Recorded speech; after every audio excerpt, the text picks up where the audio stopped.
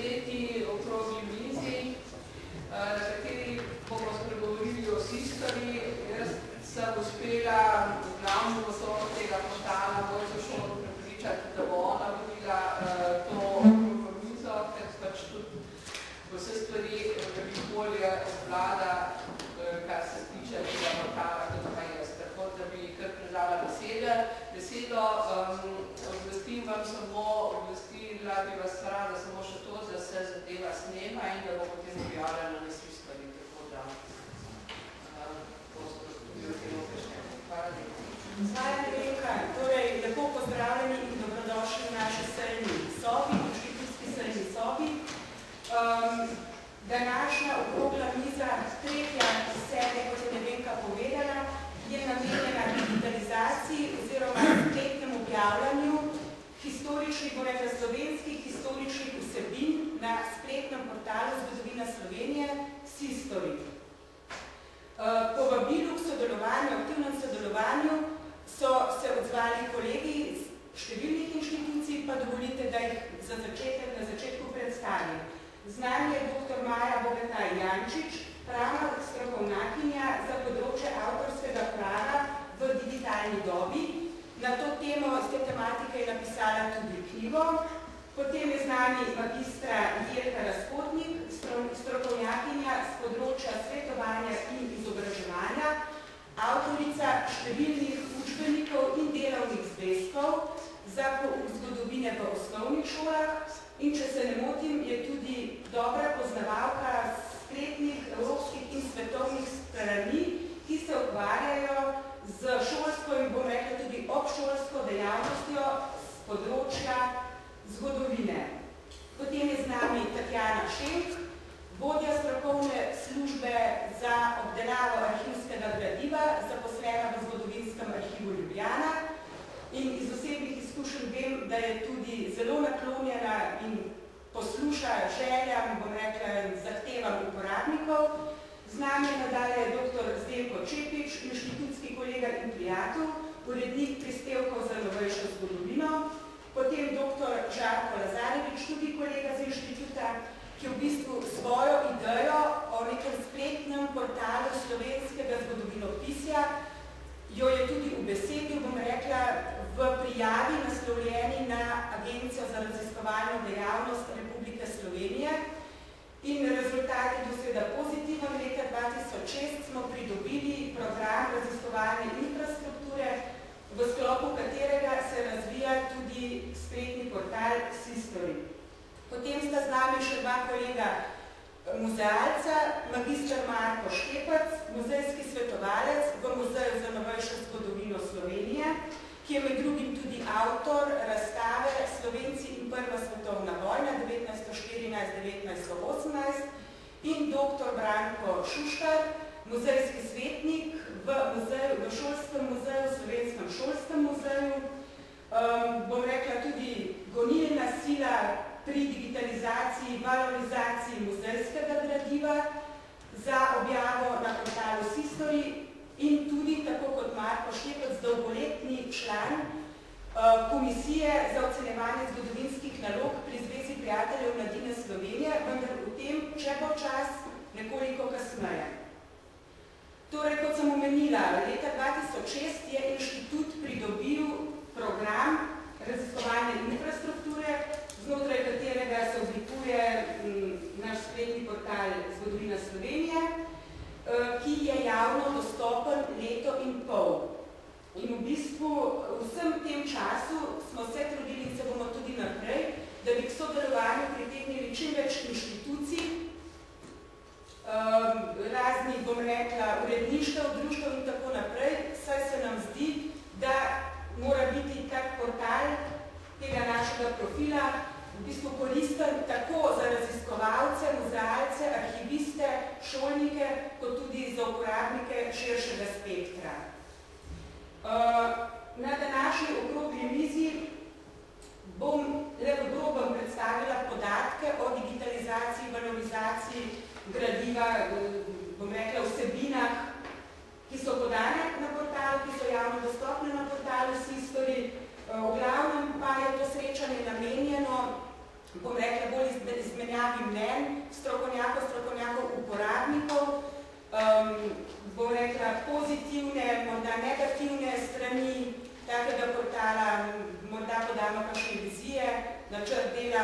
PR in tako dalje. Preden dam besedo kolegu dr. Žarku Lazareviču, bi med nami pozdravila še našega direktorja, dr. Darjana Boština, morda kakšno besedo za začetek sestanka. Žarko, potem bi pa tebe prosila, da poveš, kaj, čemu, kako, portal History, prosim. No, si ideja za sam portal se razvila, da so razmeno zgode. Jaz sem jo pospodal že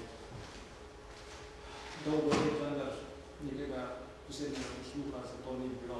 V sklepu okoliščin se je jeseni 2005 vendar je stvar premaknila, da smo začeli na tem projektu delati. Zakaj? Razlog je čisto enostaven. Vsi skupaj smo priča neverjetnemu razmahu tehnologije in ta tehnologija seveda zahteva prilagojene pristope tudi v vseh znanostih, ne samo v tehnoloških, temveč tudi v humanistiki in naravoslovju. Koliko se humanistične discipline temu ne bodo prilagodile, bodo pač v teh novih postopkih postavili ali zadaj.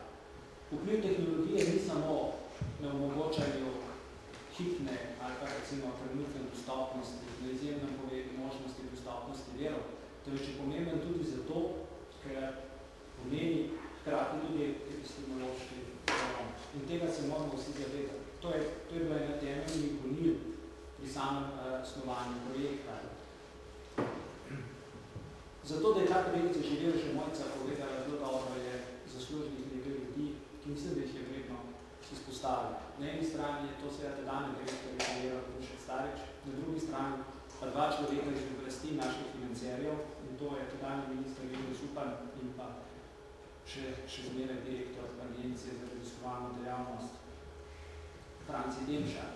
Ne boste verjeli, ampak dogovor o financiranju tega projekta je trajalo natanko 10 minut. Trajalo, da smo se lahko sestali, jaz sem prišel v Lilijo za 170 strani rukopisa, predstavil o tem, kako bo ta stvar izgledala, po 10 minutah pogovora sem obada predstavila na to, in v nekaj mesecih je šli tudi ta denar tudi dobil. Presenetljivo, glede na siceršno postavljenost, ampak mislim, da vendar je nek znak, da je ta družba in pa ta politika znanosti vendar je odprta za neke ideje, ki stopijo izven običajnega kroga predlaganih projektov. V samem imenu, ime History je nastalo pač kot variacija na feministično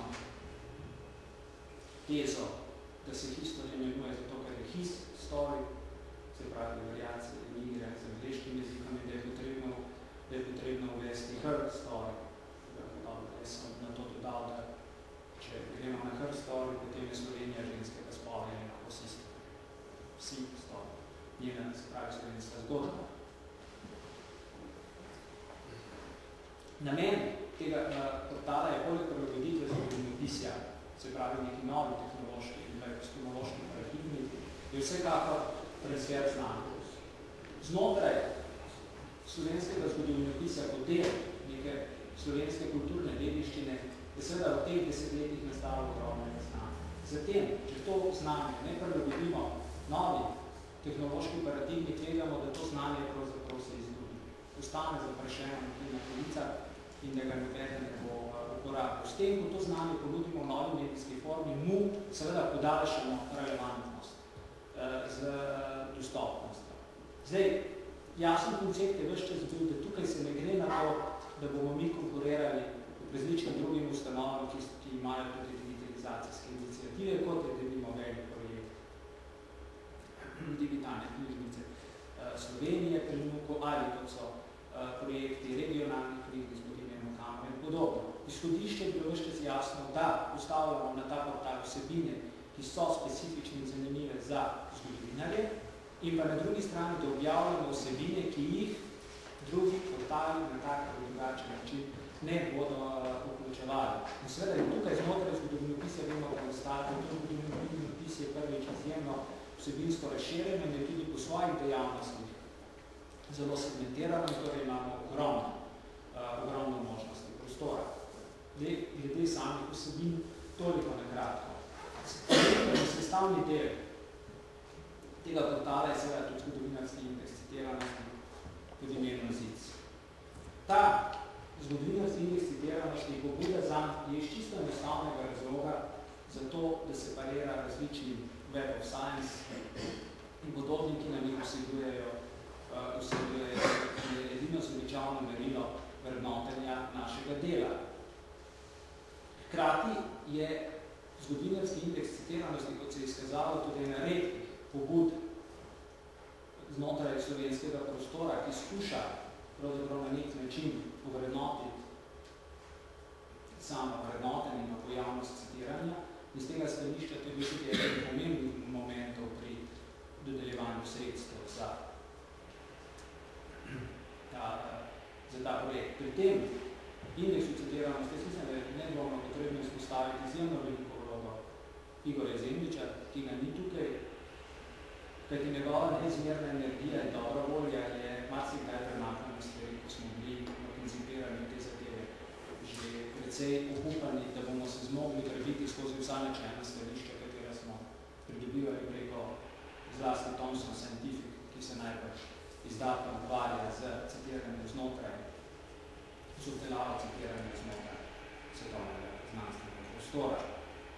Pa mislim, da nam je pravzaprav uspelo dobro. In to predvsem zahvaljujoč Igorju voljo. Portal in cel projekt History ne bi bil torej neka vstopna točka v zgodovino, v zgodovinske vere, v preglede zgodovine in v posamezne interpretacije slovenske zgodovine. To, da za tem imenom stoji značka INZ, Inštitut za novejšo zgodovino, ni samo z tega stališča, da se inštitut pohvali za nekim svojim lepo rastočim otrokom, ampak je predvsem tisto, kar se teži pri vseh portalih, ne samo v Sloveniji, seveda tudi v tujini, da se z imenom, kot je inštitut zagotovi relevantnost in verodostojnost objavljenih informacij.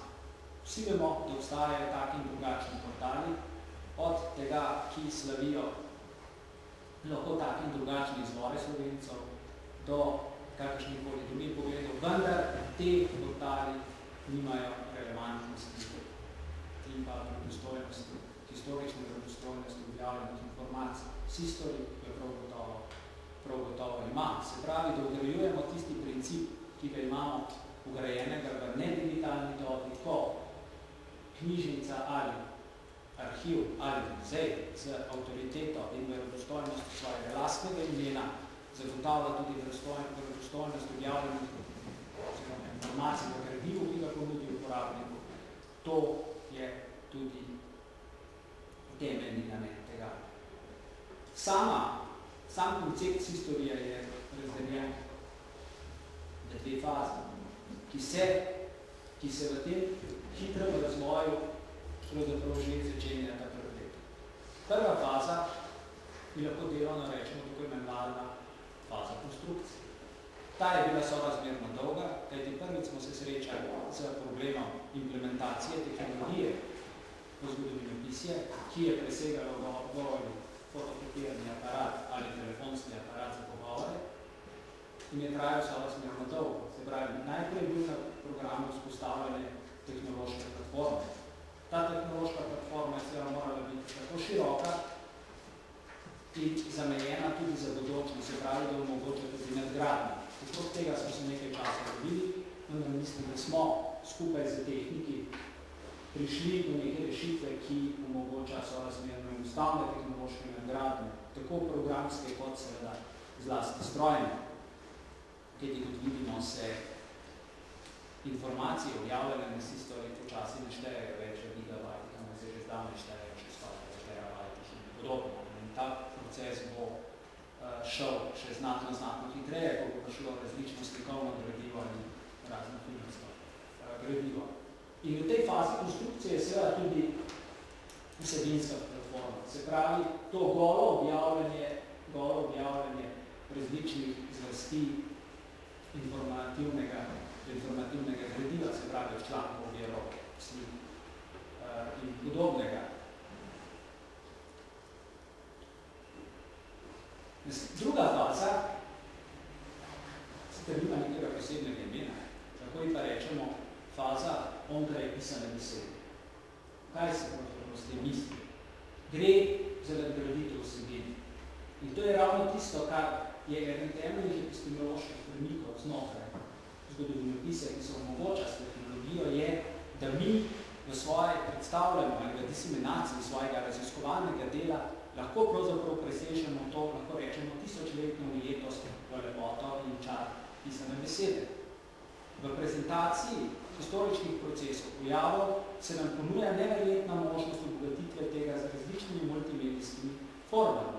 Se pravi, da to, kar objavljamo v fazi konstrukcije, nadgrajujemo z novimi pristopi prezentacije, ki ni mogoče reči film, ki ni mogoče reči več članek, ki ni mogoče več reči znanstvena razprava ali kaj podobnega, ampak nastaja neka nova forma in nova oblika prezentacije, ki seveda zahteva tudi povsem spremenjen način razmišljanja.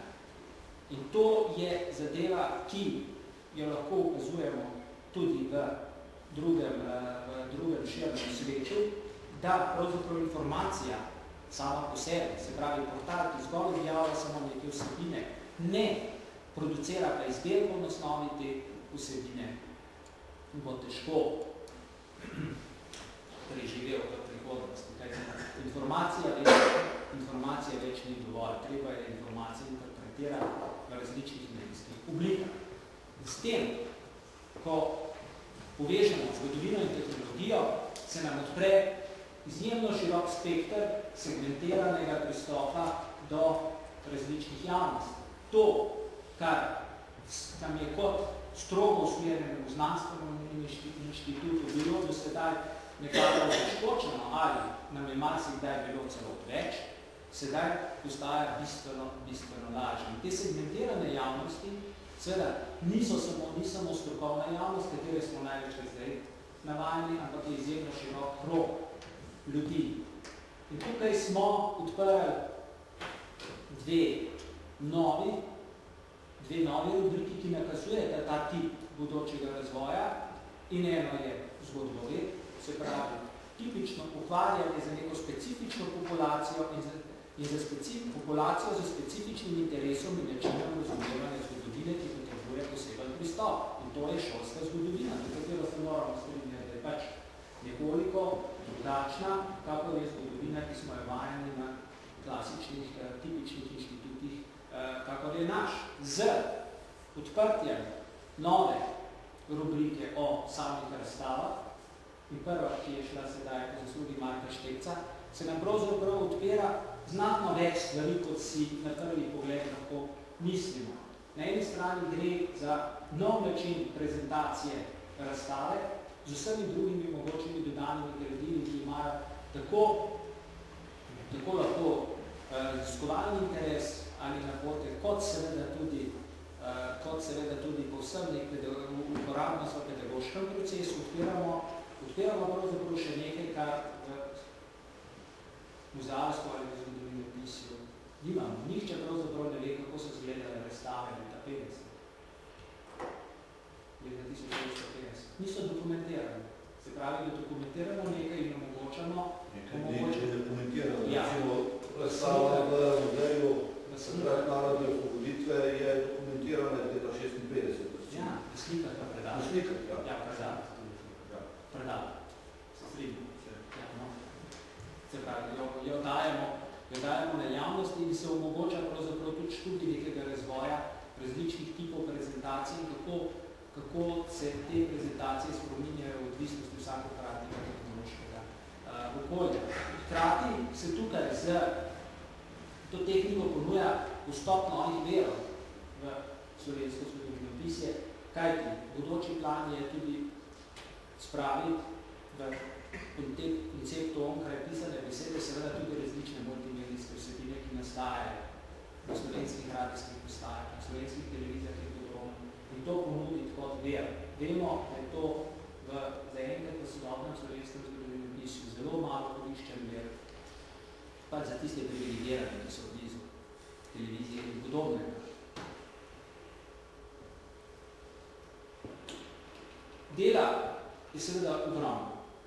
Jaz bi tukaj pohvalil vse, ki so zelo udeleženi v tem procesu, vsakodnevnem delu.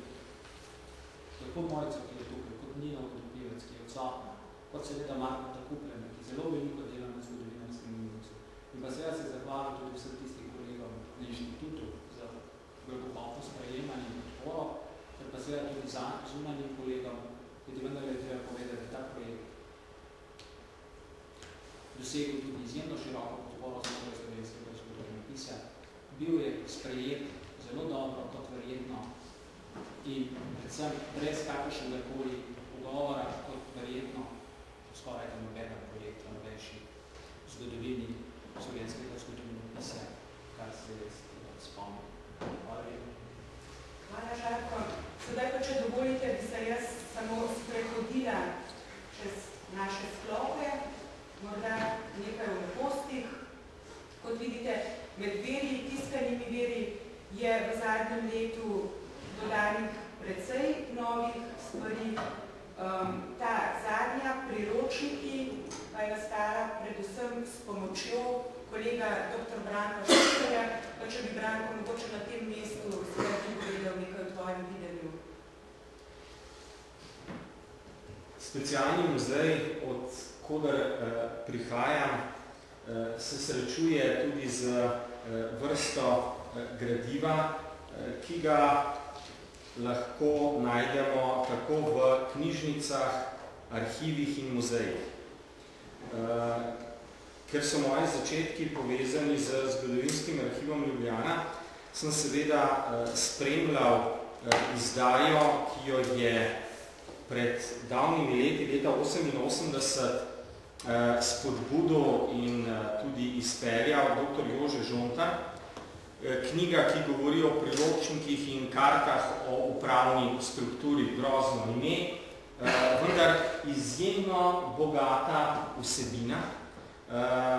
Zadeva je šla v sodelovanju z arhivi v Italiji, Avstriji in našimi in je na voljo tudi v teh jezikih. In takrat sem se tudi srečal z uporabnostjo tovrstnega gradiva. Ko je Mojca dala na spletno stran adresar za Kranjsko, sem seveda takoj pomislil na to, da je cela vrsta tega gradiva pa vezanega tudi na šolstvo, z čemer se več ukvarja.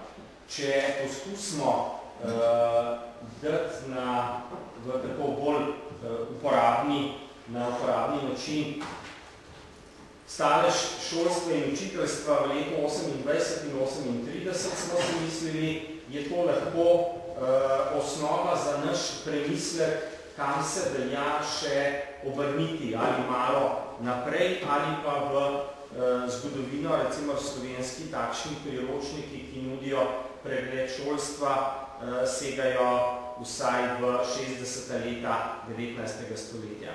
Razmislek je pa tak.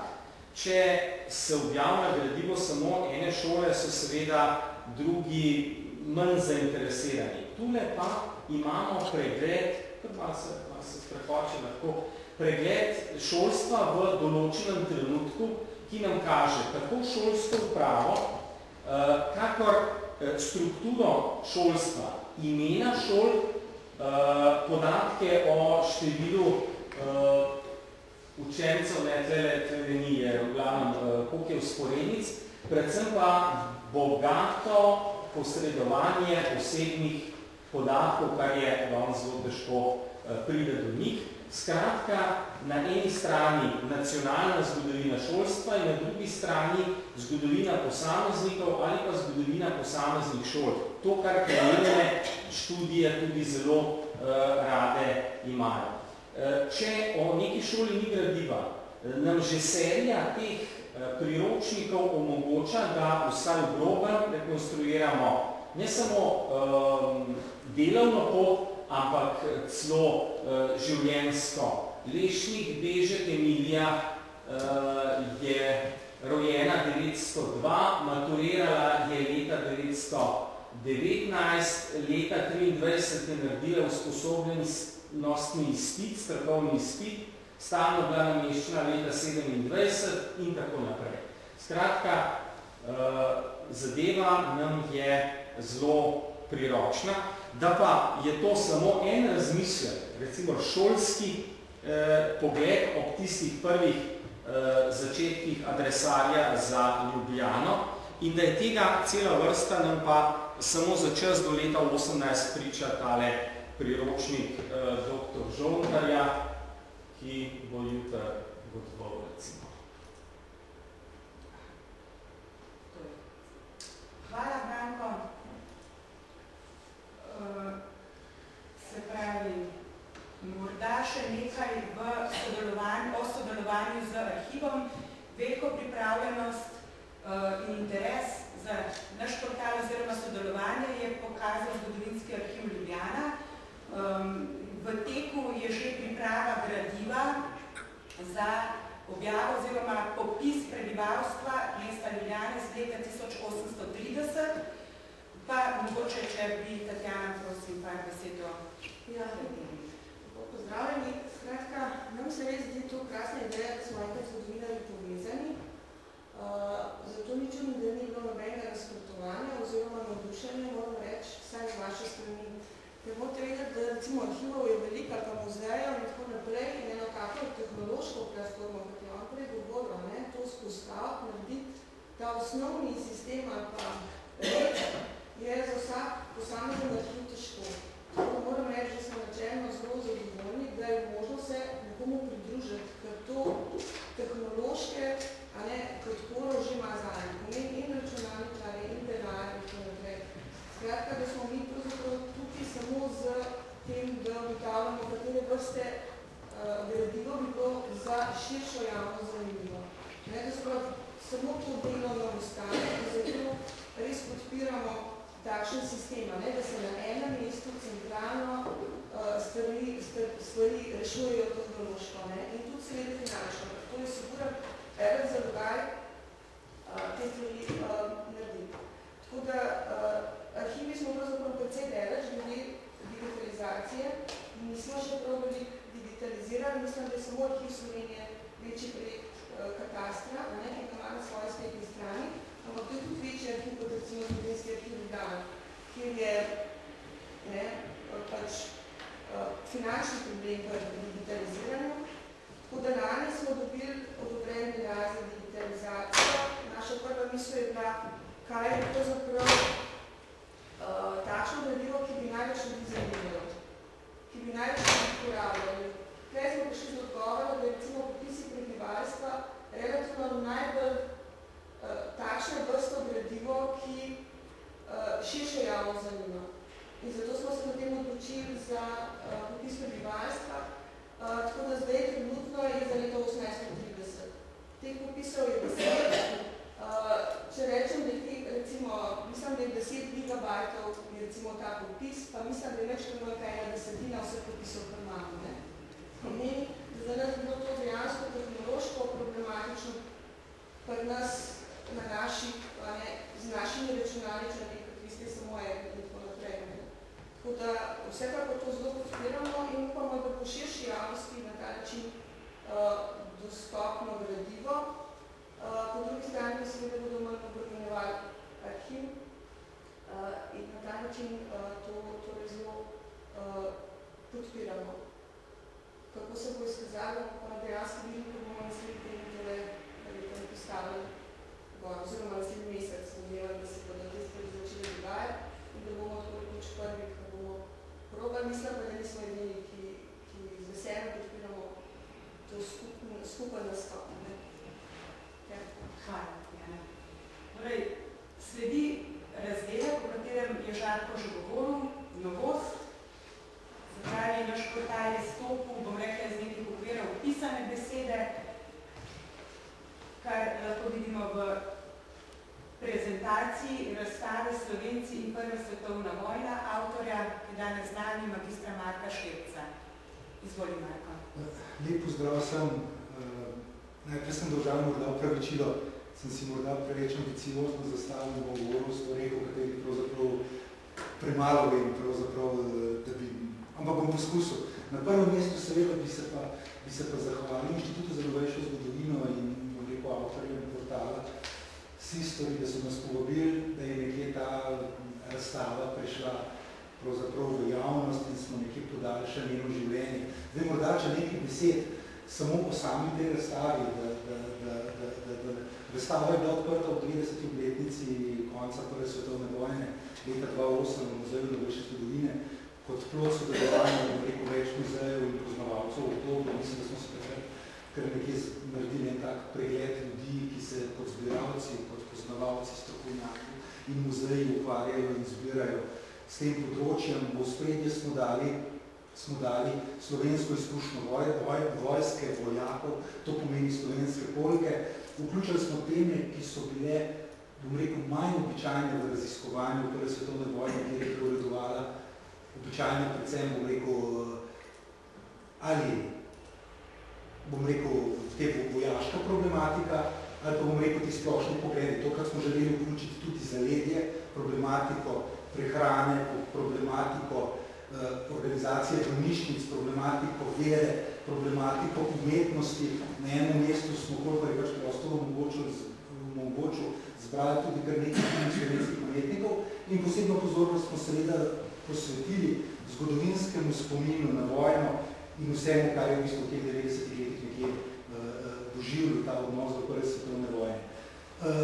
Razstava je seveda pri nas, to je zdaj zanimivo, s tem bom tudi dal nek poudarek, zakaj se mi zdi, da je ta portal izredno pomemben. Namreč razstava je bila odprta od junija do oktobra v prostorih muzeja in takrat je obiskalo v bistvu nekje 3000 obiskovalcev, kar je glede na vložen strošek, glede na vso delo in vso bogatstvo gradiva, ki smo ga zbrali in ki ga je bilo potem treba bom rekel, vrniti in privatnikom in ustanovam muzejem. Posebej sem pogledal Draga Sedmaka iz Goriškega muzeja, ker je velik del fonda je bil iz Goriškega muzeja. Je to, bom rekel, zadeva bi bila nekje končana. Na srečo smo potem seveda razstavo priljali v Kobarid za leto dni, kjer je obiskovalce sicer povečala na preko 30.000. Kobariški muzej je pač lokacija, kjer izredno bom rekel, dobro so te vsebine zastopane, ljudje so navajeni, da te vsebine tam vidijo in je tudi, bom rekel, zelo dober obisk. Kljub vsemu, po zaprtju razstave bi pa seveda vso to delo nekje ostalo nedokumentirano, oziroma bi bilo dokumentirano na način, kot so bile dokumentirane do tega projekta razstave pri nas, kar pomeni, da je približno ena serija fotografij, pa seveda vsi zapiski in tako naprej. Ne bi pa več imela te, bom rekel, javne funkcije ogledovanja in pa obenem seveda funkcije povabila obiskovalcem, da, bom rekel, preko tega vstopnega portala, potem seveda pridejo ponovno v muzej, si pogledajo zbirke, aktualni program muzeja in seveda vso gradivo, ki je razstavljeno tudi na kakšnih drugih lokacijah. No, če mi zdaj dovolite en kratek, bom rekel, samo ekskurs o samim problematiki digitalizacije v muzeju. Muzej, če začnem, bom rekel, zelo tako, je prve računalnike zelo preprosto dobil leta 87-88, zelo preproste. Resna digitalizacija se je pravzaprav začela šele tam leta 93 in moram reči, da leta 95 smo pravzaprav izdelali tudi naš muzej, prvi muzejski portal, ki je bil celo nagrajen kot muzejski portal, ker je bil pač nekje pionirski in isto leto je išla prvi CD zbirke, konkretno Slovenski bankovci in kovanci, ki je bila v tej obliki ponujena javnosti. Od takrat naprej so seveda stvari izjemno stekle. Čez 2 leti je nastal CD z naslovom Slovenski muzej, pri katerem smo pravzaprav vsi nekje muzealci se nekje združili, ampak ta CD, ta zgoščenka, da lepše rečem, je pravzaprav pokazala na nekaj drugega. Namreč takrat so bila zelo v zraku te misli o tem, da CD-ji počasi in te digitalizirane virtualne vsebine izrinjajo knjigo in tako naprej. Zgodilo se je nekaj drugega, namreč ta prvi CD ga danes nihče ne more več pregledovati, ker ga je tehnologija dobesedno povozila in je praktično samo ukinjen. Ta drugi CD, ki je pa predstavil slovenske muzeje in galerije na celotnem območju Slovenije, je pa praktično že ob nastanku pravzaprav pokazal, da je prihodnost pravzaprav svetovni splet, da je prihodnost pravzaprav spletni portal, ker vsebine, ki so bile tam zastopane, se ves čas spreminjajo, jih je potrebno ves čas ažurirati in čeprav se ga pravzaprav da še danes, bom rekel, tehnološko ogledovati, tega verjetno nihče več ne počne, ker je preprosto v bistvu boljše pogledati na spletne strani posameznih muzejev. Bi pa se zdaj upozoril še na nekaj drugega, kar je bil malo moj namen, namreč ob povabilu je bila moja želja, zakaj so pravzaprav svetovni splet, internet in muzejski portali pomembni za muzeje. Zdaj se je to zelo ambiciozno, da bi si upal na to odgovoriti, bi pa morda upozoril na to, da je najlepše pravzaprav odgovoriti potem, kaj je pravzaprav osnovna funkcija muzeja in kako je ta tehnološka sprememba, ki ni ne tehnološka, vplivala na samo spremembo dela muzeja. V 2 desetletjih, kjer lahko, bom rekel, kjer nekje začetek digitalizacije štejemo, je praktično iz muzejev izginila ročno pisana inventarna knjiga. Tukaj je bila celo prehitela se je zakonodaja, ki je pravzaprav to knjigo še vedno dolga leta predpisovala, ampak praktično se je naš muzej, izhajam iz te lastne izkušnje, jo pravzaprav ne vodimo več. Na drugi strani, ena sprememba, ki se jo pravzaprav sploh ne zavedamo, je, da je digitalizacija, pa celotna ta tehnologija, ki je vstopila v muzeje, izrinila vrsto klasičnih muzejskih del. To pomeni, v zvezi z razstavno dejavnostjo, danes praktično se, če sem lahko čisto tehnično banalen, se ne delajo več povečave, praktično ročne fotografije se ne lepijo več, vse se dogaja preko serverjev in v resnici danes brez strežnika pravzaprav razstave, vse se pošilja preko teh vsebin.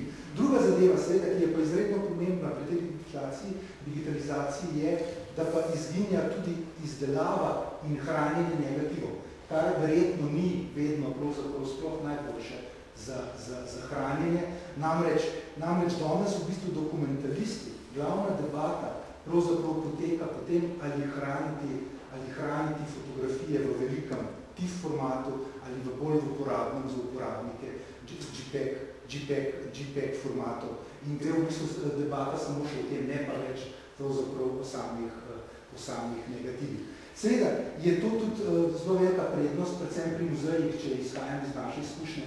Pri nas v letošnjem letu smo prišli na številko preko 1,5 milijona negativov, kar pomeni, da v resnici je digitalizacija in vse možnosti, ki jih ponuja, praktično edini način, da lahko pravzaprav te negative z digitaliziranjem, s skeniranjem ohranimo in jih obenem v bistvu tudi ponudimo v bistvu v neki obliki na ogled javnosti. Druga stvar, ki se mi zdi pa izredno pomembna, bom rekel tudi, zakaj sem izjemno navdušen nad portalom History in mislim, da je izredno pridobitev za celoten prostor, je pa to, da so vsi te mediji izredno vplivali na spremembo, kako obiskovalci, bom rekel, sprememba, ki jo je tehnologija prinesla pri obiskovalcih in s tem posledično ta vpliv na muzej. Namreč na kaj merno. Zdaj ne vem, koliko obstaja resnih raziskav o vplivu televizije v drugi polovici 20. stoletja na celotne načine življenja in tako naprej. Ravno včeraj, ko sem malce pregledoval tele zadeve, sem eno zanimivo razpravo našel enega muzealca, v kateri je razvil tezo, da so muzeji že v drugi polovici 20. stoletja začeli pravzaprav pod kvalitetno informacijo jemati informacijo televizijske podobe. To pomeni, da je informacija jasna, hitra, natančna, malce čustvena, to, kar televizijska informacija je. In praktično smo muzeji nekaj, bom rekel, začeli s tem svetom podob tekmovati.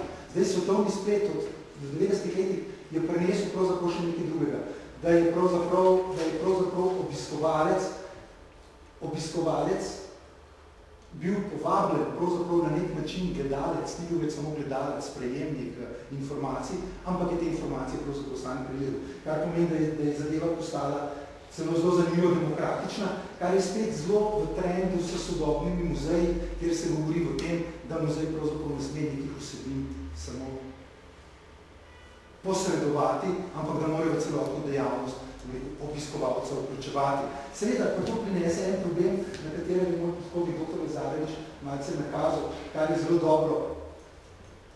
Na kaj merim na to, da kdor je sledil, bom rekel, forume, sledi na spletu, jaz sam sem veliko sledil, recimo forum, portal Soške fronte, kjer se je veliko, krat bom rekel, resne zgodovinske razprave v zbirkah, so se veliko krat v bistvu končale v, bom rekel, anonimnih ali pa polanonimnih obračunavanjih, kar pomeni, da je v bistvu svetovni splet deloma tukaj pokazal, tudi bom rekel, neko mejo, pravzaprav, da rečem demokracije. In tukaj je izredno dobro.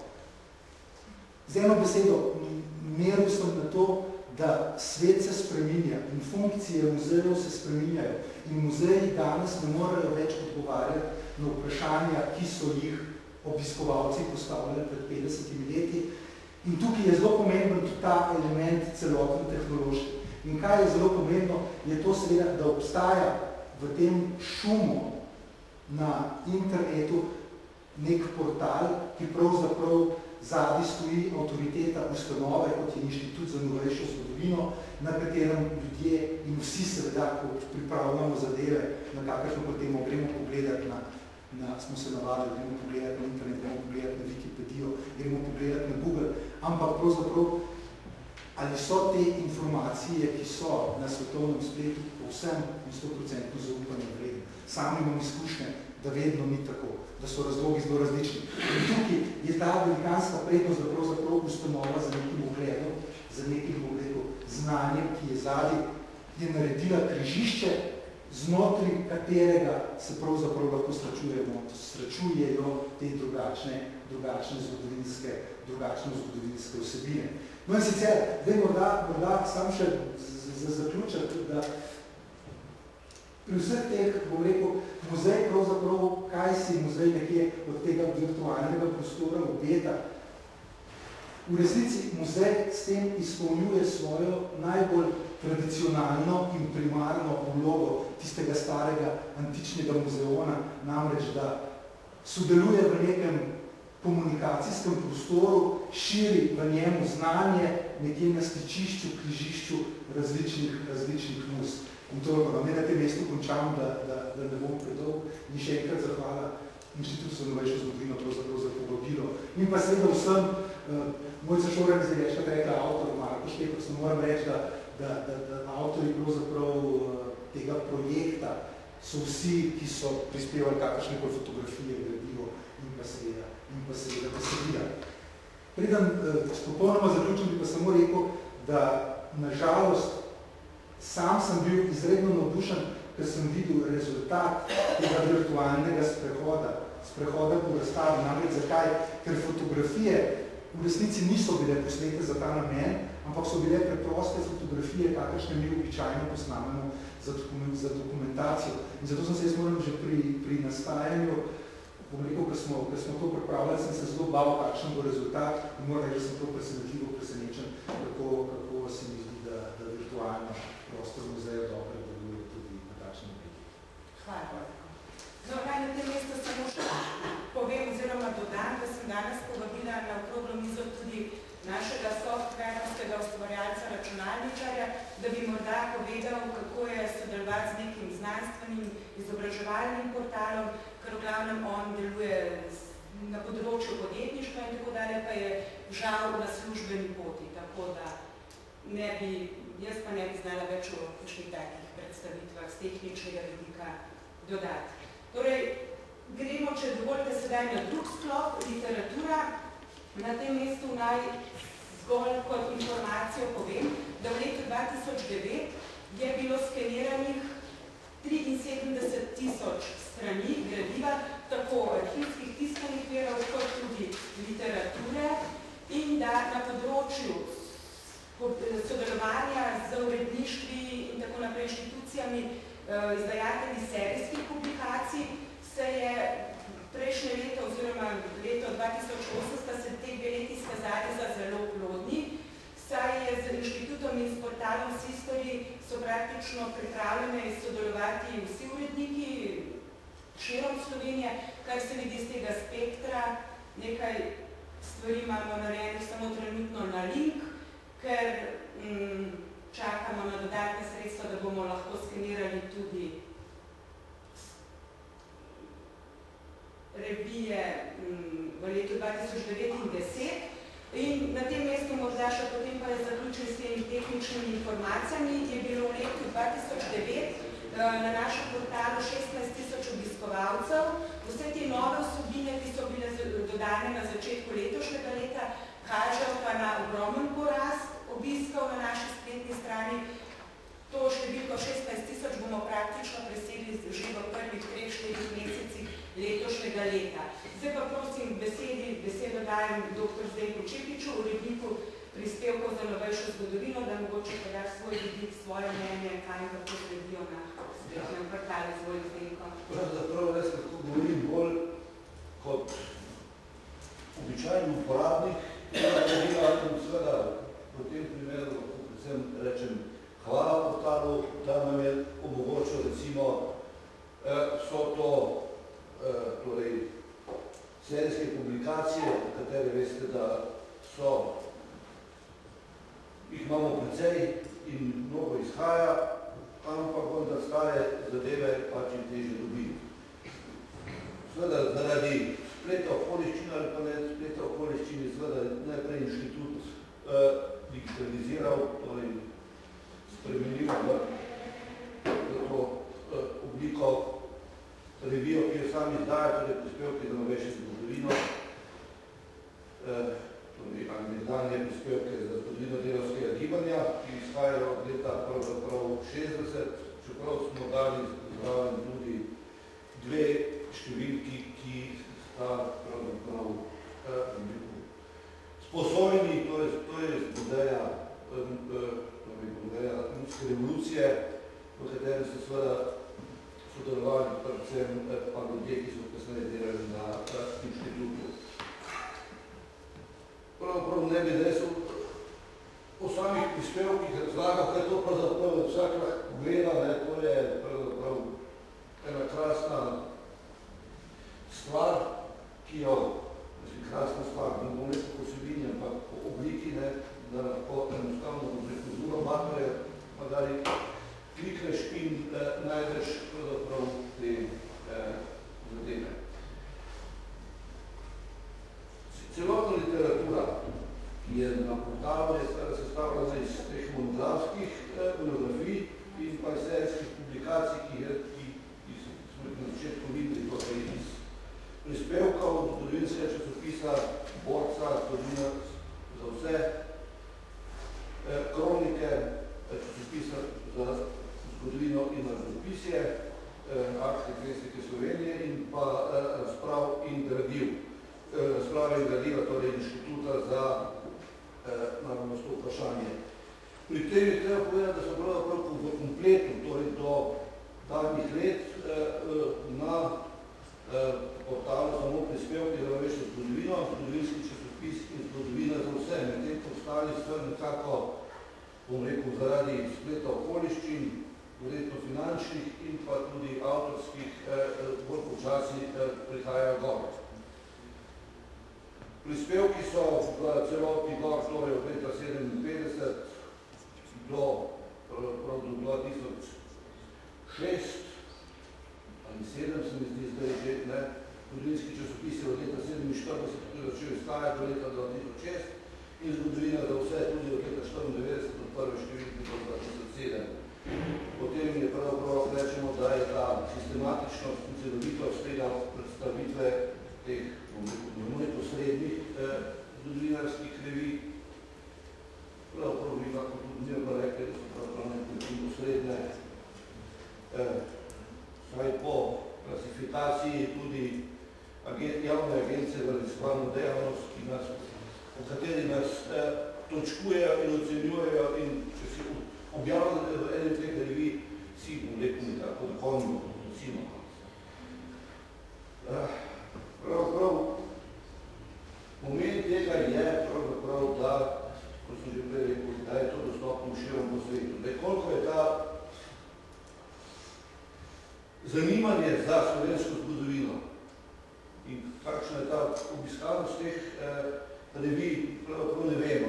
Mi lahko vemo, da koliko ljudi obiskuje pravzaprav portal, ne moramo povedati, ali je to obisk teh literature, ali monografij, ali izraelskih publikacij, tudi tako imenovane e-oblike, na kateri je vsa slovenska zgodovina izpod peresa Petra Štiha, Vaska Simonite in Petra Vodopivca.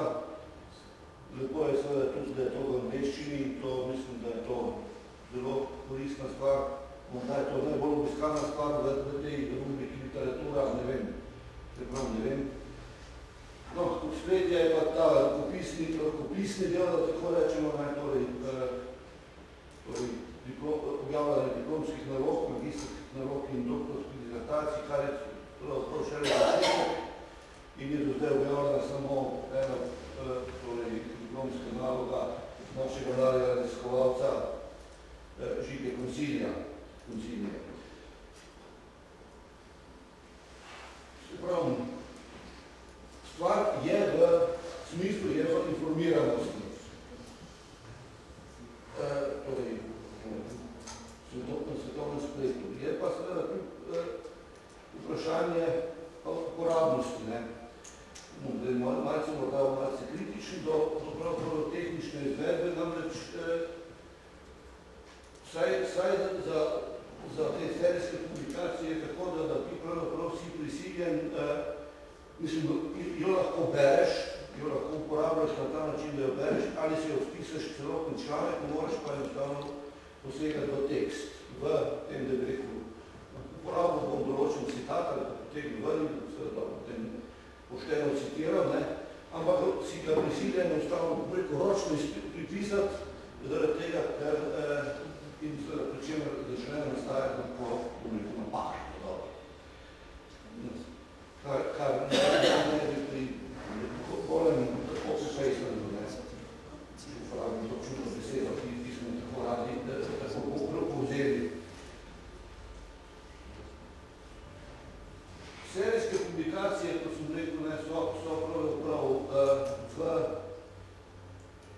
celoti trije, ostale so v povojih. Seveda je pa tukaj zdaj nastaja vedno problem, do katerega letnika se bi to dajalo gor. Nekako smo zdaj za prispevke nekako spremni, da do zadnje 2 leti pač ostajajo v papirni obliki, in šele potem gremo v digitalizacijo, odnosno jih damo na sistori. Drugi, ne vem, kako imajo druge, uredništvo serijskih publikacij odločeno. Vemo pa seveda, da je pri teh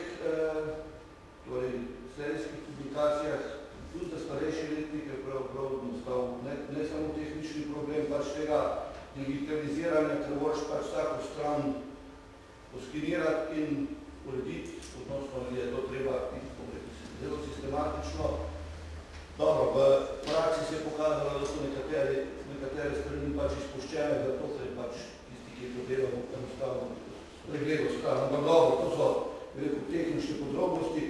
Je pa večji problem nastal kasneje, ko se je pokazalo pri tej digitalizaciji z avtorskimi pravicami, ki seveda postajajo moralne avtorje tudi za recimo, bom rekel, za prispevke iz leta 60. In seveda je tu nastal velik problem, o čemer bi lahko več povedala Mojca, ki se je, bom rekel, s tem trdim orehom spoprijela in gospa, ki je, bom rekel, ta oreh v veliki meri, mislim, da tudi vsaj pravno razrešila, medtem ko je vsa ta tehnika pisanje prijaznih prošenj, pisnic avtorjem in njihovim dedičem ostalo na Mojci. Mislim, da ta stvar je pri tej, vsaj pri periodiki, ker gre pač za stvar, ki je novejšega datuma, kot vidite, kot ste lahko opazite, lahko je gre prav pri literaturi, vsaj pri monografijah, včasih tudi celo za stvari, ki so seveda že starejše, posebno roman skozi, mislim, da sicer ne spada v literaturo, ampak bi bolj spada v izvire, ampak pustimo, to je tehnična podrobnost, ki je ni težko predstaviti. No, medtem ko seveda so te vsi avtori, recimo profesor Pleterski je dal dovoljenje, ne? Ampak večji problem je bil dobiti dovoljenja, torej za vseh avtorjev, naknadna dovoljenja, za te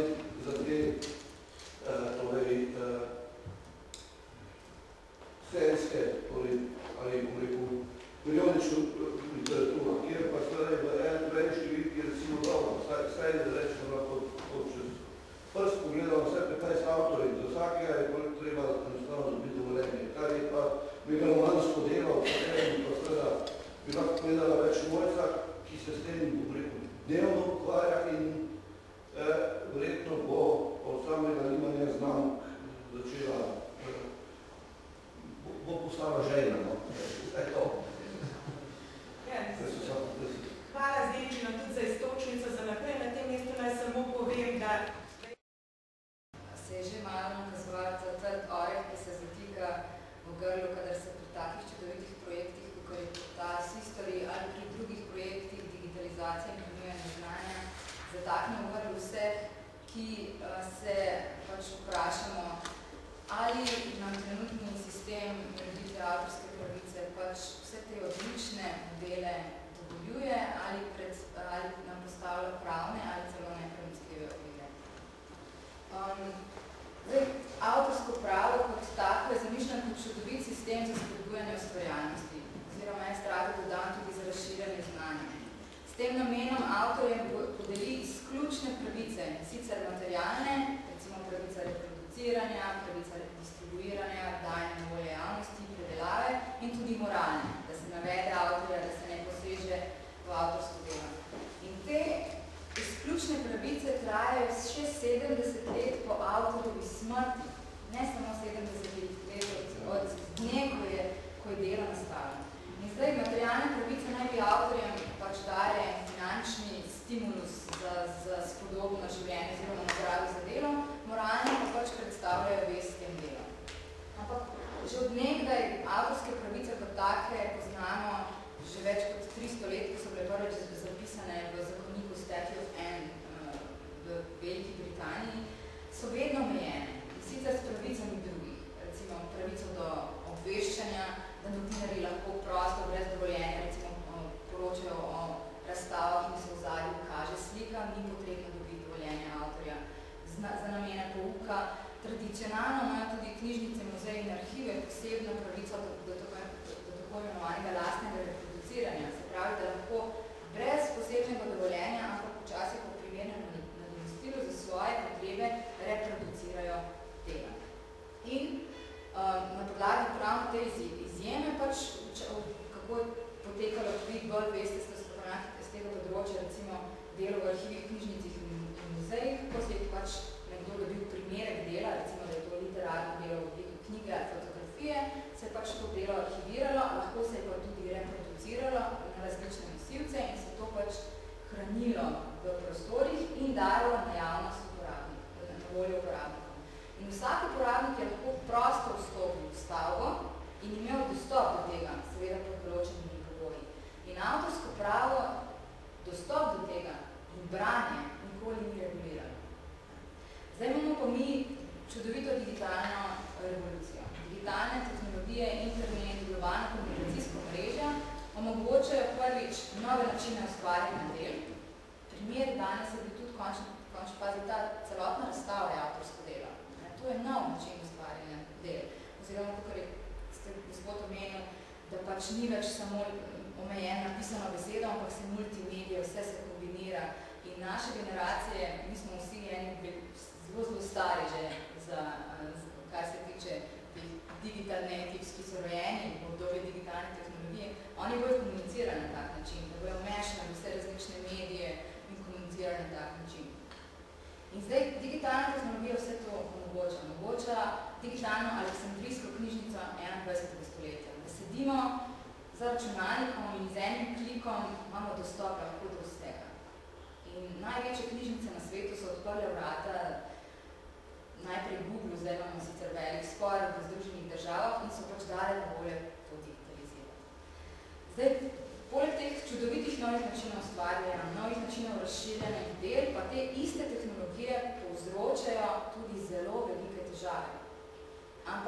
predvsem specifičnim interesnim skupinam, velikim glasbeni industriji, softwarski industriji, filmski industriji, kaj za njih predstavlja. Internet, največja kopirna mašina v zgodovini človeštva. Konec avtorskega prava, konec spodbud za avtorje, seveda konec spodbud za Britney Spears in za tiste podobne, ki svoje stvaritve zapakirajo na primere, ki jih v milijonih primerkov podajo po svetu. Ampak tako te poslovne modele, kot tudi poslovni model, če ga tako imenujem Sistovi, regulira isti korpus avtorskih pravnih pravil, ki avtorju podeli na njegov individualni intelektualni stvaritvi avtorsko pravico, ki traja 70 let po smrti od trenutka, ko je ta pravica nastala.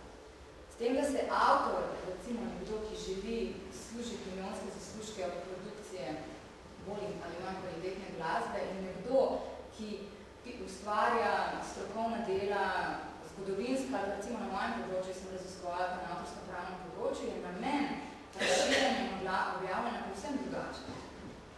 Recimo, moja želja, želja nekega raziskovalca je, da se njegovo delo bere, da se ga razširja, ker to je v bistvu potem njegova misel nekam prodre in je vabljen na predavanje in tako naprej.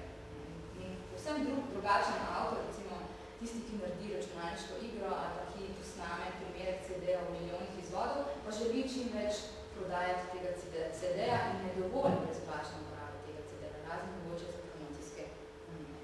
In zdaj ta skupina, glasbena, filmska, softwarska industrija, je v primerjavi z drugo skupino, ki bi zastopala knjižnice, muzeje, raziskovalce, izobraževalne institucije, veliko močnejša. Ta lobby je izredno močan v celem svetu. In ko se je pojavil internet in peer-to-peer tehnologije in so začeli kričati, da je konec avtorskega prava in avtorske pravice, so se poslužili česa. Bitk na sodišču, Napster, Rockstar na prelomu tisočletja, hudega lobiranja v svetovnih arenah in pri nacionalnih zakonodajalcih. In so v teh svojih zahtevah, ko so prišli do zakonodajalcev in predstavljajo, kako njihovi poslovni modeli trpijo in so uničeni zmage.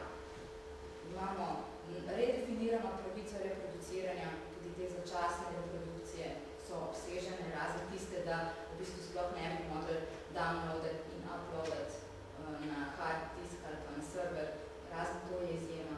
Imamo nove pravice, dajanje na voljo javnosti, posebna pravica, da se delo objavi na spletu, da lahko uporabnik do njega dostopa kadarkoli hoče, je zdaj nova avtorska pravica. In če smo recimo prej lahko naredili ne virtualno razstavo, kar je pomenil, da so se naredili dokumenti zdaj zelo laično, malo treme, to razlagamo. Pa če nastavlja razstavo in uporabnik se lahko sprehodi in se pogledal te dokumente, ni bilo zato potrebno pridobiti nobene pravice. Za postavitev virtualne razstave, to je pa zdaj ta oreh v mojem grlu, je bi bilo potrebno pridobiti pravice za vsako fotografijo. Ker ta fotografija je še vedno varovana, ker še ni 50 let po smrti avtorja. In zdaj, če se gre to suhoparno, pravniško, pravno-formalistično to delati, se ugotovi, da tega čudovitega projekta, ki se vsi strinjamo, da ne samo, da je trajno zabeležena razstava, pa da bojo tudi mogoče digital natives šli kdaj na tako razstavo, pa drugače ne bi šlo, sploh ne bi imeli. Ali pa bi šli v to muko trpno razčiščevanje pravic, kar se pa zaradi pravil v avtorskem pravu, da je avtorska pravica nastane s trenutkom, ko je delo izraženo in ni treba avtorju iti nekamo delo registrirati, se sploh ne vem, kdo je avtor teh fotografij. Tudi če bi mi rekli, vse bomo razčistili, ne mogoče. Ne samo, da se lepi znamke na znane avtorje, ki bi najverjetneje v skoraj v večini primerov rekli, ja, pasi so v tem primeru dediči, ker dedič pozabi, da se avtor želi razširiti, dedič želi samo en zaslužiti z tega, ne bolj podobno Britney Spears, ki je raziskovalca. Skratka, tle pa zdaj taka, kaj zdaj narediti? A zdaj reč, take razstave ne bomo dali na splet? Najbrž ne. Ampak če sam skočim nazaj, kaj so zdaj dosegli? Nove pravice, strožje kazni in tudi kazniva, tudi kršenje posegli materialne pravice je zdaj v bistvu tudi kaznivo dejanje, da si lahko greš celo v zapor, denarno kazni, ko plačaš. Pri tem so pa pozabili na izjeme. Izjeme pa niso prilagodili tem novim tehnologijam. Tako da, če je v starih časih, pred digitalno tehnologijo, obstajala izjema pravice reproduciranja muzeja, da je pač lahko, ali pa knjižnice, da je lahko svojo funkcijo opravljal in zmeraj imel primerek na voljo in takrat pač ni bilo drugih načinov diseminiranja. Pa danes ne obstaja izjema, da bi za te nekomercialne modele, kjer je jasen družbeni interes, da se razširja in ponuja dostop na ekonomičen in enostaven način, pa ni posebne izjeme obdajanja na voljo javnosti. Oziroma, naj se popravim, v direktivi Evropske unije, ki je naš zakonodajalec niti še ni dobro implementiral, je izjema, ki dovoljuje, da se ponudi dostop do takega portala brez razčiščenih pravic na enem terminalu. Na enem terminalu v instituciji. Se pravi, da se mi že spet hendikepiramo, da morajo že spet obiskovalci priti fizično do nekih prostor. Zdaj, skupine, knjižnice, arhivi in muzeji so zmeraj bolj organizirani. Tudi v končni fazi zaradi projekta Evropejane, kjer morate komunicirati v končni fazi DG za notranji trg, kjer je pristojen za avtorsko pravo in tam telefonirajo in se oglašajo pač lobiji, ki želijo večjo varstvo še zdaj podaljšanje trajanja in naprej. In DG for Information Society, ki pa nekako daje sredstva za Evropejano oziroma ta projekt, ko naj bi se digitaliziralo in vse te zakladi iz posameznih nacionalnih držav povezani. Ampak vsi, ki se ukvarjajo, ne vsi, ki zastopamo bolj ta uporabniški vidik, ki hočemo poudariti, da je vredno, da morajo arhivi, knjižnice in muzeji izkoristiti te nove tehnologije, če ne bojo postali samo zaprašena, lahko tudi digitalna skladišča, ampak nič več, da se mora tudi zakonodaja prilagoditi. In zato je treba v bistvu budno spremljati, kaj se dogaja, lobirati na tak način, pač, da se poudarja, v bistvu, da je recimo ta odličen projekt, da ima ogromno pravno nevarnost. En del bi se lahko našel na eni fotografiji in bi recimo začel rekel nedovoljno.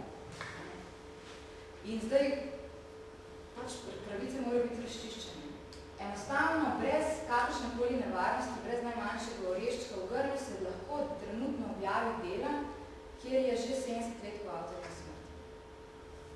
In potem dela, kjer se pravice, kjer se dobi dovoljenje. In načeloma v tej dejavnosti, kot ste vi, če se avtorju naprej vpraša, jaz sem prepričana o 100%.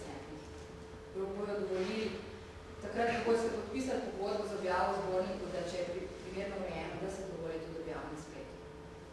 Zdaj, tisti korpus, ki je v sredini nekaj, sploh se ne ve, kdo je, sploh po fotografijih, kako to urejati, to je treba enostavno nas porešiti, reči pač od ene letnice naprej ne gre na splet, če se bo kaj dogajalo, da ne bo tem rešvane. Ta določen zadel, ta del je pa pač, dokler ni boljših mehanizmov za masovno razčiščevanje pravic, ker kako bi obstajala kolektivna organizacija, da je tazga, kjer bi se na enem mestu vse to uredil, je pa pač trenutno samo ta način, kot se zdaj tem. Da so zafrustrirani vsi in da se vse počasno vendarle premika na tem področju, se kaže, v končni fazi je tudi VIPE, to je Svetovna organizacija za intelektualno lastnino, ki je v glavnem poslušala imetnike avtorskih pravic, koncev letos dala ven na vse urade nacionalne vprašalnik, kako bi bilo smiselno prilagoditi izjeme in omejitve. In tle bo, jaz se govorim tudi z Mikom, bomo na tak način recimo tudi se noto vključali. Zdaj pa, kaj je potem treba? Treba je biti previden, eno pametno politiko avtorskega prava sprejet, zdaj najbrž ne v kali zatreti vseh teh čudovitih projektov, ampak imeti en ustrezen mehanizem reševanja, če se kaj pojavi. Predvsem je pa še nekaj treba se tudi vprašati. Jaz sem govorila zdaj samo o vidiku razčiščevanja pravic, ko se da na portal, ampak treba se ga tudi vprašati, pod kakšnimi pogoji pa vi te svoje stvaritve pominjate naprej. Ker tudi na vsem tem je zdaj trenutno velja all rights reserved, vse pravice pridržane in je smiselno se kakšno licenco dati prosto, da se pač date naprej dovoljeni tretji na kakšen način v duhu tega, kar je pač ta portal narejen, da se lahko uporablja recimo v isti obliki za nekomercialne namene, pač da se prosto razširjajo dela. Drugače pa trenutno avtorsko pravo ni naklonjeno razširjanju znanja in s tem najverjetneje tudi nespodbujeno ustvarjalnosti. Zdaj pustimo recimo, da je upanje, da se revizijah teh zakonodaj pač slišala tudi druge strani. Očitno je, da avtorska pravica traja predaleč, da je veliko ovira to, da ni nobenih formalnih kriterijev za raziskovalce oziroma za registracijo del in da v istem prostoru pod istim kodeksom pravnih pravil obstajajo zelo različni avtorji in da bi bilo najverjetneje enkrat v prihodnosti, ampak to je tako 5-10-15 let imeti boljši sistem. Ker če ne naši zanamci, pač razen da bojo hodili v muzeje in mogoče digitalne kopije imeli tam, lahko določeni disciplini pač ne bojo imeli. To je bil moj prispevek. Hvala, Maja. Izvolite.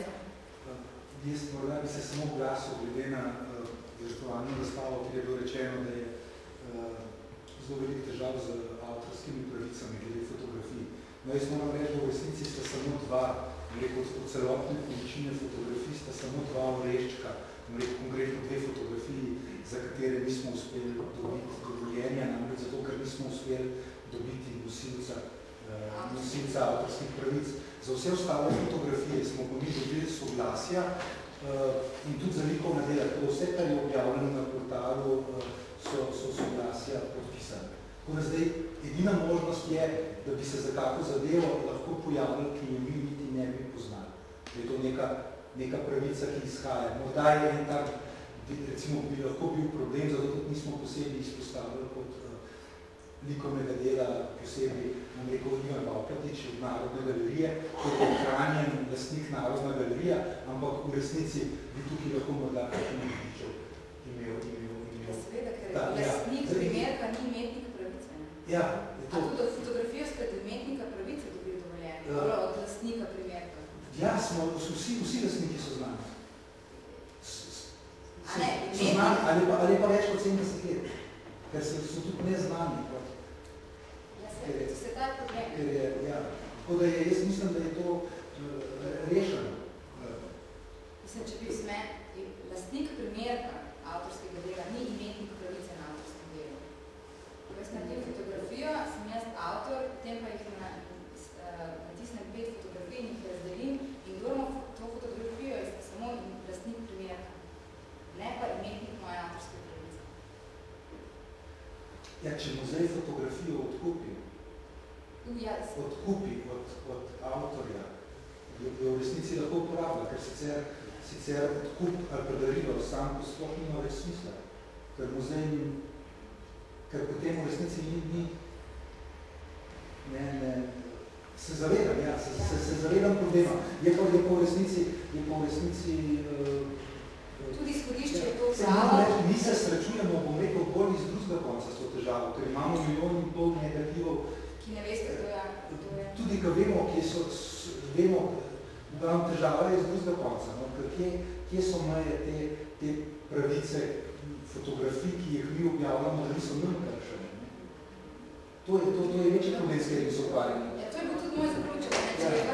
Če želite vse to delati, ste v duhu, da se na čim lažji način dobiva pravice.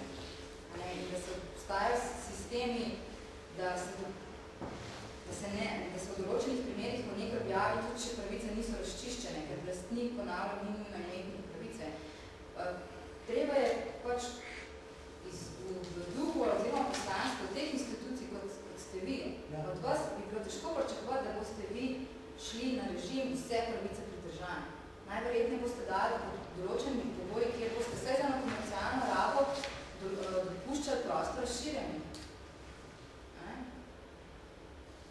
To je pa zdaj, dela, ki so v javni domeni, absolutno se jih ne sme digitalizirati in potem zakleniti kot vse pravice pridržanja. To bi pa povsem v nasprotju z namenom in duhom vašega poslanstva, recimo.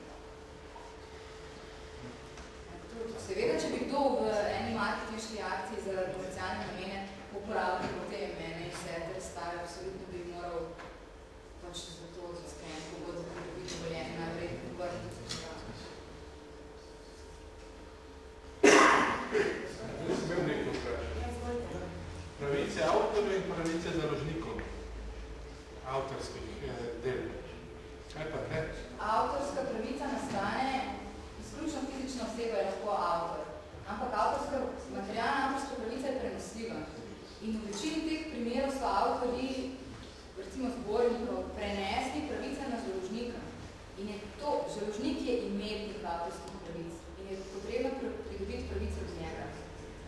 Zdaj, idealno je, da založnik ima vse te pravice urejene. Ne? Nažalost se veliko krat pojavljajo zadeve, da piše na zadnji strani kakšnega zbornika z objavo dela v tem zborniku se avtor odpoveduje vsem pravicam. Zdaj,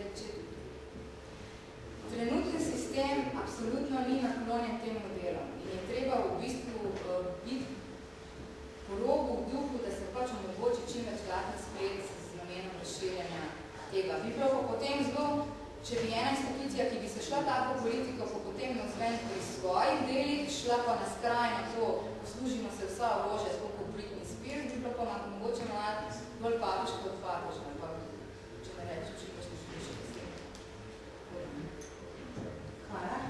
Zdaj pa še v zadnjem sklopu poziciju je povedal v začetku že kolega Žarko, tako da jaz ne bi ponavljala stvari, bi pa morda v zgodovini šoli samo pokazala razdelek učnih načrtov, ker smo v sodelovanju z Zavodom za šolstvo pridobili te modele letnih delovnih priprav, vendar več o tem, oziroma na nek način je predstavitev tega dela zgodbovet, te dela zgodovina in šola.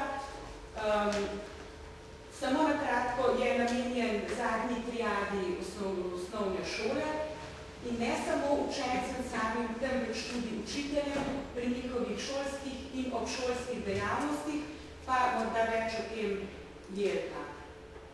Jaz bi samo rekla, da uporaba spleta pri pouku je seveda že kar stara zadeva, namreč nekaj let nazaj so šole začele na veliko učilnice najprej opremljati z računalniki, potem pa seveda tudi z povezavo na splet v zadnjih 2 letih se pa zelo širi, se kupujejo novi računalniki, tako da mislim, da tudi učiteljev zgodovine, ki bi imeli računalnike vedno več s projektorjem. Zadnja zadeva, ki pa se širi v šolah, so pa interaktivne table, ki pa zahtevajo že eno stopnjo, rekla, tehničnega znanja naprej.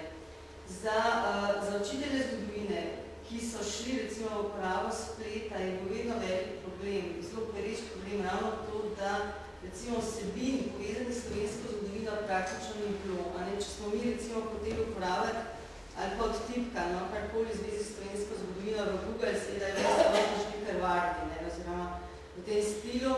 Zato recimo sem jaz tako naredila zelo dobro, oziroma se še da narediti zelo dobre ure, ki so seveda povezane s svetovno zgodovino, ker recimo v angleščini za angleško svetovno zgodovino, ameriško zgodovino je tega morje.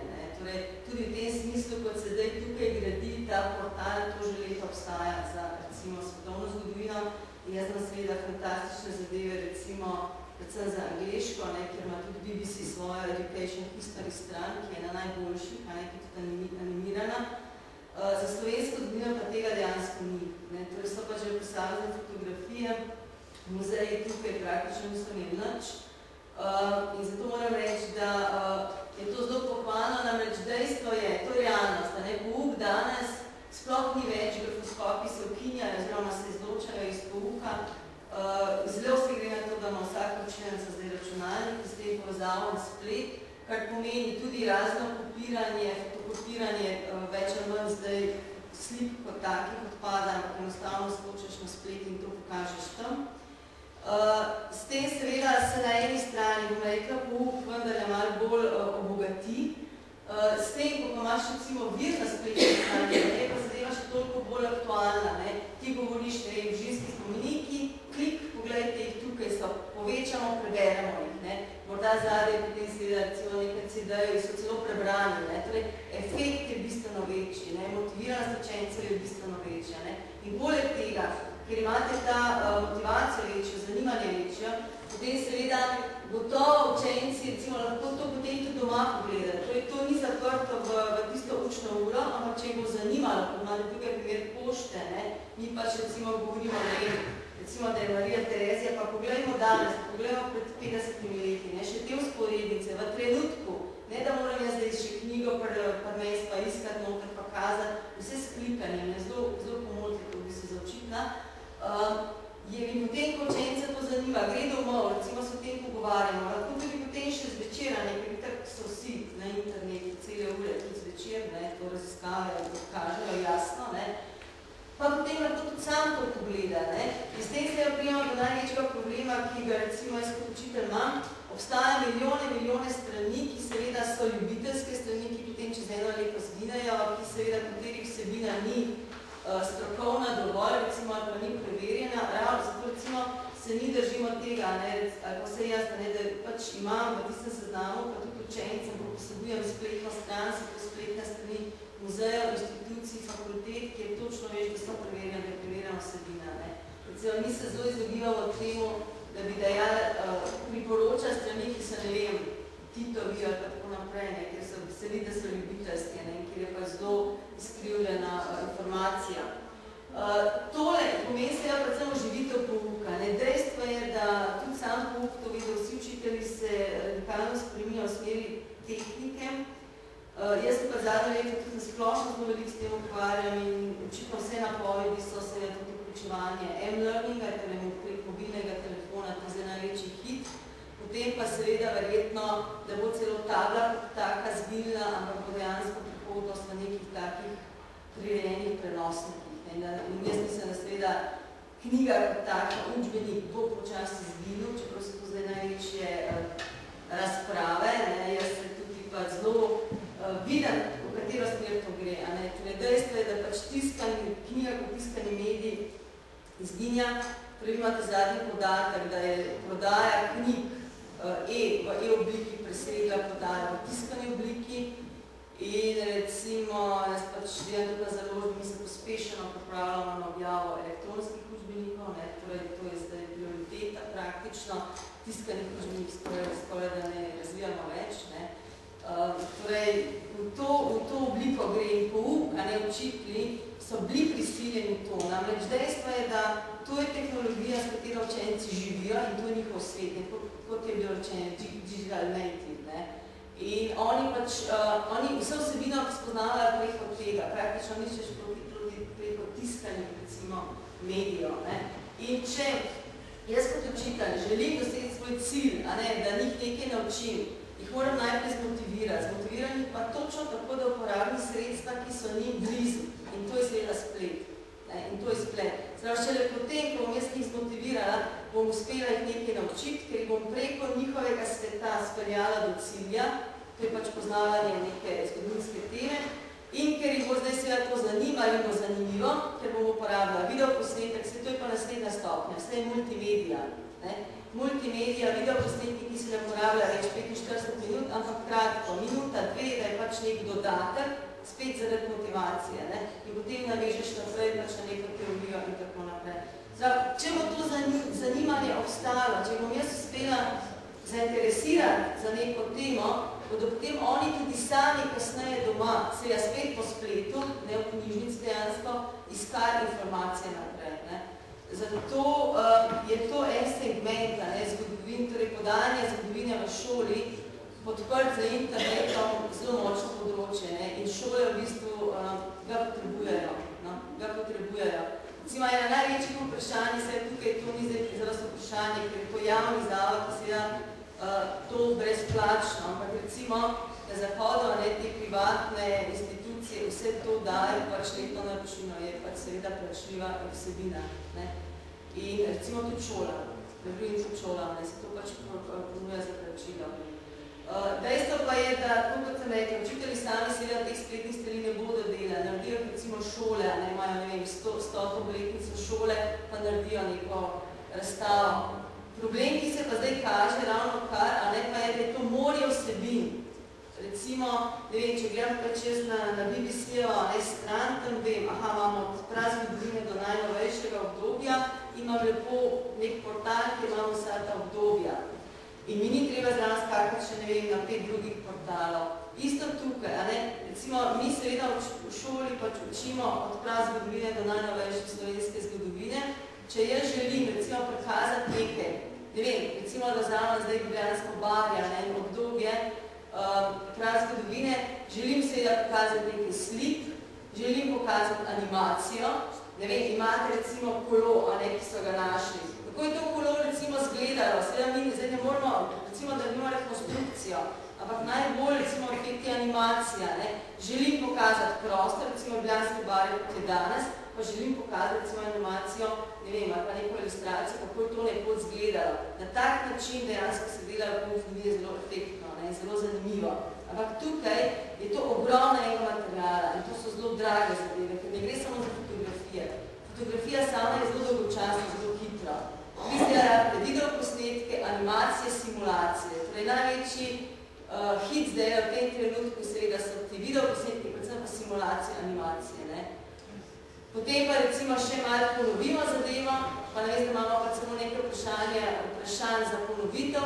Imamo recimo igro, ki zahteva recimo neke vrste igro vloga. Vi imate recimo na BBC-u animacijo, to želi biti milijonar in se morate živeti v nekega podjetnika v 19. stoletju, ki želi seveda uspeti. In skozi v bistvu igro oni ponavljajo, se učijo. In je zanimivo, ker igra jih potegne. Krati morajo pa razmišljati, torej jaz se moram odločiti za, ne vem, prostor, kje bom postavil tovarno, torej uporabljam znanje, kaj sem se naučil, kje je recimo, kateri so tisti dejavniki, ki so pomagali nekemu podjetniku uspeti. Hočem reči, v tej smeri gre pouk in zgodovina je tukaj seveda pač ima svoje prednosti, da je pač zanimiva in da se da toliko zelo zadev narediti, tudi filmi, zelo seveda dejstvo je, da zgodovinski filmi so zelo priljubljeni, tudi za učenci, so dobra istočnica recimo za neko zgodovine. In v tem smislu se tudi razvijajo ti izobraževalni portali, so pa povezani z ogromnimi stroški, torej to niso poceni zadeve. Tudi vprašanje, koliko recimo lahko šoli zaračunaš, če so to knjige. Če si z javnih sredstev financiran, ne. Tukaj se jasno kaže vprašanje. Pravi narodi se lahko privoščili. Tako. Mejhni narodi, če hočejo v tem močno sploh obstati, je jasno, da morajo biti financirani z javnih sredstev. In zato, če so financirani z javnih sredstev, morajo biti ne glede na avtorske pravice dostopne vsej javnosti. Ker na nasprotnem primeru, če zapremo pot do znanja, do transferja znanja, potem lahko pravzaprav množico skupnosti, današnjih etničnih skupnosti v prihodnjih 20-30 letih praktično odpišemo. Ker transfer znanja poteka v lastnem jeziku. In to ne bo transferja znanja v lastnem jeziku tudi etničnih skupnosti. Zato bi bilo fino, da bi vaše portale dali na voljo pod temi licencami, da bi zagarantirali Si nismo dolžni za pogodbo z agencijo za raziskovalno delo, tako kot velike programe so povedali, da so vsi vaši dosežki, ki so financirani, tudi javno objavljeni in prenešeni na splet. Zdaj, ali so prenešeni preko NUK-a, preko digitalne knjižnice, ki je dela NUK, ali so prenešeni preko nekega drugega javno verificiranega portala, je pravzaprav agenciji za enkrat še vseeno. Sam to vam hočem povedati, če vi date na splet, je režim, pod katerim ponujete to vsebino, da vas morajo vprašati za dovoljenje. Če bi ena učiteljica želela vse to sprintati ali pa dati na eno spletno stran, da bi lahko vi potencijalno kakšne pravice, vi ne bi imel nič proti. Svojo sem neko stran odprla. Recimo Creative Commons licenca je na Wikipediji ali pa MIT Courseware, to je bila ena največja iniciativa, da so začeli MIT snema vsa predavanja, vse, kar profesori paštimajo pri predavanju, vse gre na splet. Ampak ker se je na tistem prostoru začela ta debata, da avtorsko pravo ni ustrezno za te modele, so se začele delati te licence. Nihče ni navdušen nad tem, ker je to ena taka pogodbena rešitev, da ti osvobodiš ta dela od avtorskih pravic. Samo, če nič ne napišeš, ni treba nič napisati vsa pravica pridržana. Bi razen tistih izjem, ki so zelo ozko v avtorskem zakoniku, če bi nekdo hotel na zakonit način nekaj poustvarjati, uporabljati, v bistvu mora dobiti dovoljenje. To je ta žalostna zgodba, ko v bistvu avtorska pravica gre predaleč. Vi ne želite imeti teh avtorskih pravic, pa da bi vas sprašvali za dovoljenje. To je ta žalost. In potem so trenutno te Creative Commons licence, ki so dobile na vdih pa NUK GPL licence od softvera. Obet pa je, da bi se mogoče enkrat v prihodnosti pa avtorsko pravo prilagodilo, da bi obstajalo že v zakonu izjema za te modele. Da je to dovoljeno za pouk tudi po spletu, da je to dovoljeno. Ne takrat, ko nek profesor naredi spletno stran v škole, da v bistvu s tem, ko dajem video posnemo vaši avtorske pravice, da bi vse razčistili. Da ni enako, da bi počistil vse pravice. To je žal, to je ta. Po avtorskim pravicam se povem, ampak naj me pa čim več ljudi citira, kaj ti citiranost nosi točke in tako dalje, pa to tudi tam. Avtorske